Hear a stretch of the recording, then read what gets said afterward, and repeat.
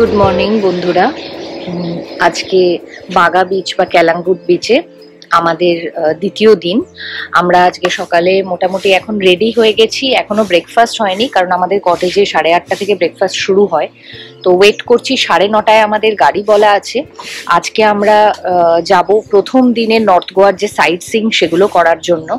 আজকে আগুয়ারা fort, Chapora fort, তারপর ভাগাটর beach, এরকম আরো অনেক কিছু বেশ জায়গা। ডলফিন পয়েন্ট যেটা দেখার আমার খুব ইচ্ছা আছে, জানি না ওটার কথা খুব শুনেছি, কিন্তু কতটা ডলফিন দেখতে পাবো বলতে পারছি না। যাই হোক, তো এগুলো সমস্ত আজকে আমরা কভার করব। এবার একটা কথা ব্যক্তিগতভাবে, কালকে থেকে এসে বাগা বিচ বা ক্যালাঙ্গুট বিচ যেটা আমরা দেখেছি, বা এই বিচগুলোর যে ভাইবটা আমরা দেখেছি, আপনাদের এইটুকু বলতে পারি যে আমার বা রোহনের দুজনের ব্যক্তিগতভাবে কিন্তু পালোলেম বিচের ভাইবটা অনেক বেশি ভালো লেগেছে। কারণ আমাদের মনে হয়েছে, হয়তো আপনাদের সঙ্গে মত নাও মিলতে পারে, যে পালোলেম বিচ অনেক বেশি নিট অ্যান্ড ক্লিন এবং অনেক বেশি ওয়েল অর্গানাইজড রাদার দ্যান বাগা বিচ। এবং যে কারণে পালোলেম বিচে কিন্তু বিদেশি পর্যটকদের আনাগোনা অনেক বেশি। তো কিন্তু বাগা বিচটা যারা খুব ক্রাউডেড বিচ পছন্দ করেন, পার্টি লাইফ পছন্দ করেন, তাদের জন্য কিন্তু বাগা বিচ বা ক্যালাঙ্গুট বিচটা একদম আইডিয়াল। তবে একজন ট্যুরিস্ট হিসেবে সমস্ত ট্যুরিস্টদের কাছেই একটা অনুরোধ করব যে কালকে দেখলাম, দেখে খুব খারাপ লাগলো, বাগা আর ক্যালাঙ্গুট বিচটা ভীষণ ওয়াইড স্ট্রেচ, বিশাল ব্যাপক বিস্তৃতি ওলা একটা বিচ। তো সেইখানের বিচে আমাদেরই মতো ট্যুরিস্টরা এসে এত বিচটাকে নোংরা করে রেখেছে, এত লিটার ফেলে রেখেছে। তো এই জিনিসগুলো দেখতে খুব একটা ভালো লাগে না, আর বোধহয় খুব একটা সমাজে ভালো বার্তাও দেয় না।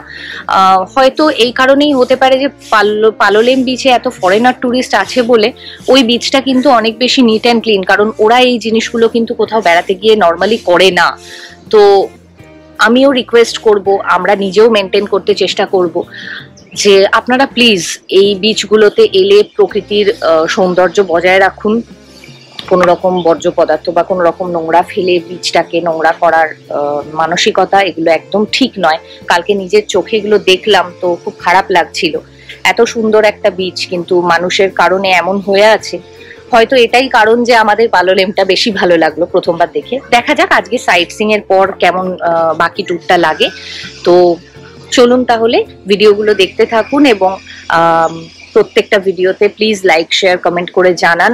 আমরা চেষ্টা করছি যতটা সম্ভব, যেটুকু নিজেরা দেখছি, যেটুকু নিজেরা জানছি, সেই ইনফরমেশনগুলো আপনাদের অবধি পৌঁছে দেওয়ার। তো চলুন তাহলে ভিডিওটা আপনাদের সঙ্গে, আপনাদেরকে নিয়ে আমরা এগিয়ে যাই এবং সাইট সিইং শুরু করি।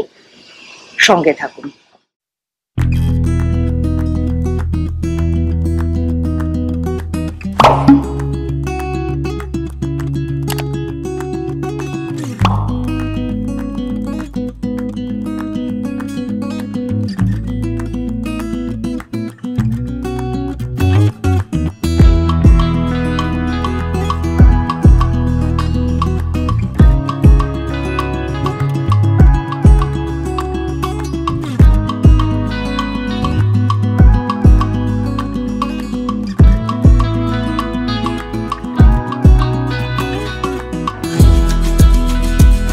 কিছুক্ষণ গাড়ি করে যাওয়ার পর আমরা পৌঁছলাম ডলফিন সাইটিং ট্রিপের এন্ট্রি পয়েন্টে। মাথাপিছু 350 টাকা করে টিকিট কেটে উঠে পড়লাম স্পিড বোটে। পুরো বোট রাইডটি ছিল 45 মিনিটের। মান্ডবী নদীর ওপর দিয়ে স্পিড বোট এগিয়ে গিয়ে মিশল আরব সাগরে। এই বোট রাইডটিতে যা যা দেখানো হয় তা হলো Indo Pacific humpback dolphin, millionaires palace, যা হলো এখানকার একজন অত্যন্ত ধনী হিরে ব্যবসায়ীর প্রাসাদ। এটি সত্যিই দেখার মতো। বর্তমানে বেশ কিছু বলিউড মুভির শুটিংও হয় এখানে। এছাড়া ছিল আগুয়ারা ফোর্ট ও আগুয়ারা জেলের ভিউ পয়েন্ট, কোকো বিচ। যদিও আমরা যখন এই রাইডটি করছিলাম তখন হাই টাইড চলার জন্য এই বিচটি জলের তলায় ছিল। এছাড়াও ছিল একটি লাইট হাউস। ডলফিন সাইটিং এর মুহূর্তটি এতই তাৎক্ষণিক ছিল যে সেটি আমাদের পক্ষে ক্যামেরাবন্দি করা সম্ভব হয়নি। কিন্তু সব মিলিয়ে সমুদ্রের বুকে এই বোট রাইডটি বেশ রোমাঞ্চকর অভিজ্ঞতা ছিল।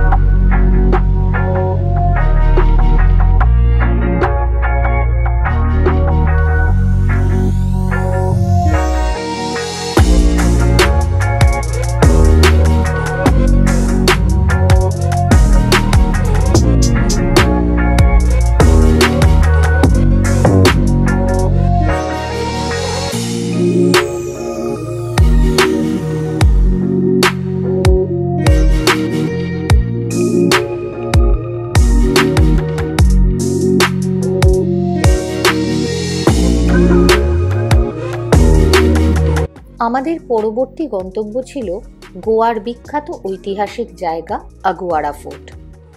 এই ফোর্টটি ছিল পর্তুগিজদের সবচেয়ে মূল্যবান ও গুরুত্বপূর্ণ দুর্গ। মান্ডবী নদীর মুখে নির্মিত এই দুর্গটি ডাচদের বিরুদ্ধে পর্তুগিজদের প্রধান প্রতিরক্ষা কেন্দ্র ছিল। ইতিহাস ও পর্তুগিজ স্থাপত্যের স্বাদ গ্রহণের জন্য বহু সংখ্যক পর্যটক প্রতিদিন এখানে ভিড় জমান।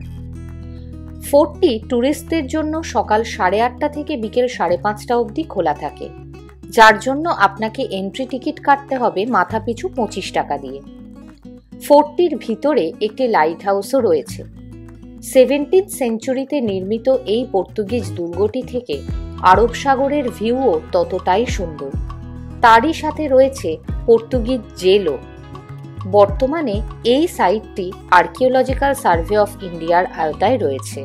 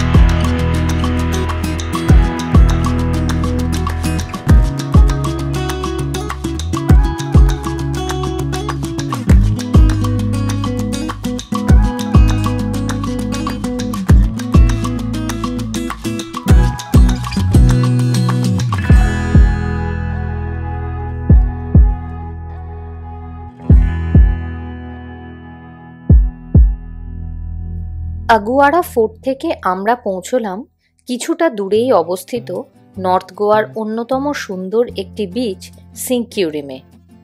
উপর থেকে দেখলে এটিকে অর্ধচন্দ্রাকৃতি বিচ বলে মনে হয়। এখানে সুন্দর সমুদ্র সৈকত ছাড়াও বিভিন্ন ওয়াটার স্পোর্টসের সুযোগ রয়েছে।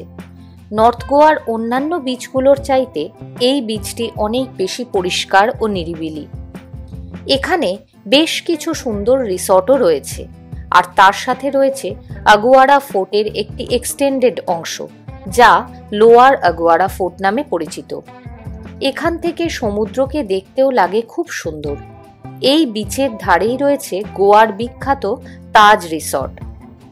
বিচ থেকে সিঁড়ি দিয়ে উঠে পায়ে হেঁটে ঘুরে বেড়ান লোয়ার আগুয়ারা ফোর্টের অংশটিতে।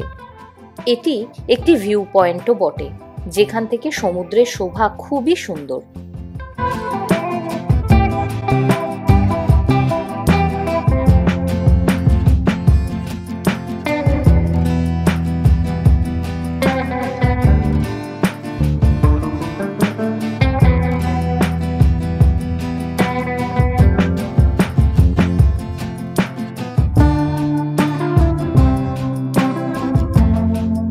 বন্ধুরা, আশা করি আজকের ভিডিও আপনাদের ভালো লেগেছে।